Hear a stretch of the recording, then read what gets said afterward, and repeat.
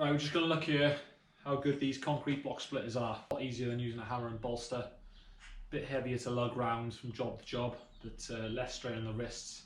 You'll get an accurate cut every time. You can do your angles. You can do down to about 40mm cuts without any real mess, and it's just a very simple way of cutting a concrete block compared to a hammer and bolster. So we'll just demonstrate now how one's used and what you can use it for and different things when you're building. So we'll just demonstrate first by doing a simple 4-inch cut, which is the most popular cut. Just simply put in there, using a tape, you can just hook it on the block and measure to the cutting point, and I simply just pull the handle.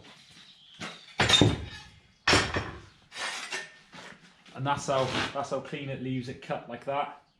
So, you know, no mess and quick. I'll demonstrate now how small we can cut a piece of block. Generally about 40mm is what I think you can get away with. Depends if you've got blocks that are a bit older, a bit harder, you can get away with a smaller piece. With quite fresh, they tend to break a bit easier, but we'll do a little piece to show. So yeah, that's as small as you can cut them. But they are perfectly good edge on that.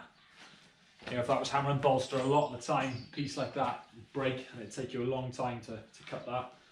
Again, if you're doing day blends and you need angles cutting on the blocks, and chuck it in.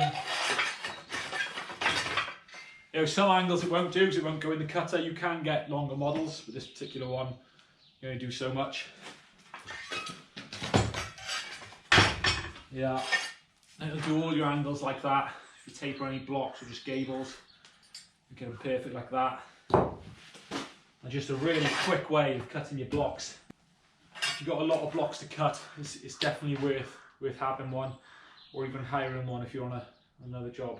So I definitely recommend having a block splitter because it saves so much strain off your wrists.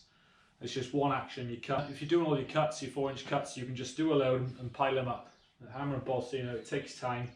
You end up breaking a few blocks. These, you know, you tend to get a good cut every time, and definitely recommend them. I've had this particular one about 10 years. I've not replaced anything on it. Put a bit of grease on the adjuster there, a bit of oil on the wheels, but apart from that, I've not changed the blades or anything. It still cuts good every time.